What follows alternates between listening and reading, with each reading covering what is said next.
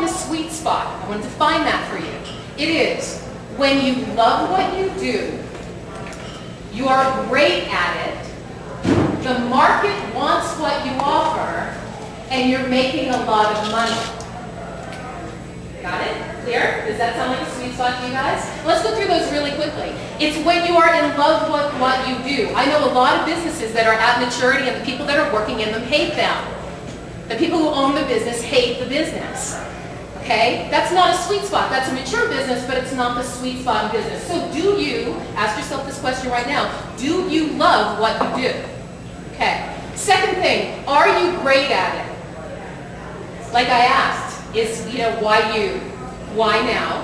What is it that you offer that other people don't offer? Are you great at it? Has everybody here read Outliers? The Malcolm Gladwell book, Outliers. If you haven't read it, the Denver Public Library is my favorite resource on the planet. You do not have to go to Amazon. You do not, which I think is owned by people who own home shopping, but we won't tell them I said that. But seriously, go to the Denver Public Library, get Outliers. One of the things that Malcolm Gladwell talks about is he has the 10,000 hour rule. And the 10,000 hour rule is until you've done something and applied yourself to something for 10,000 hours, you are not great at it. You can be good at it, but you're not great at it. I'm looking at my friend Beth over there who's, I know, she hates when I do this. She's one of the top 10 female triathletes on the planet. And 10,000 hours, what, this month, Beth? I mean, the girl trains, she has a real job. She's amazing at it. And she trains hundreds of hours a month, which is why it's the first time we've seen each other in a year. Thanks for coming.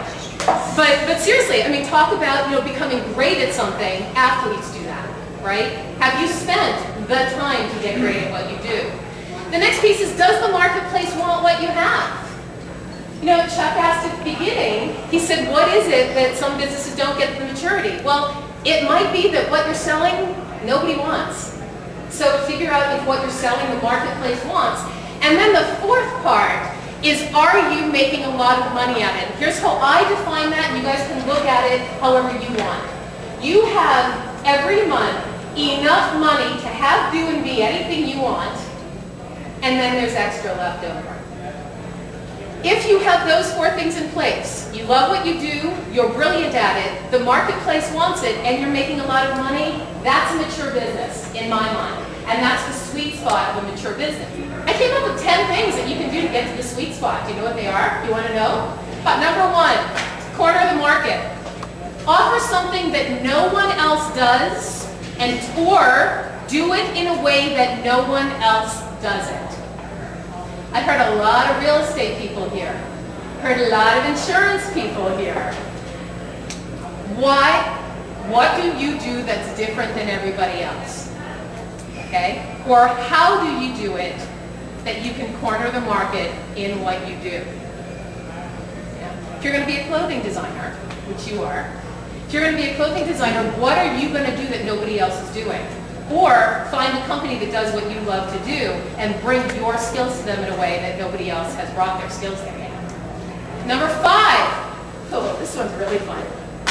Create a new marketplace and a new pricing structure, like iPods and iPhones and iMacs and iTunes, where if you have an iPhone or an iPod, the only way to get music is to go to iTunes.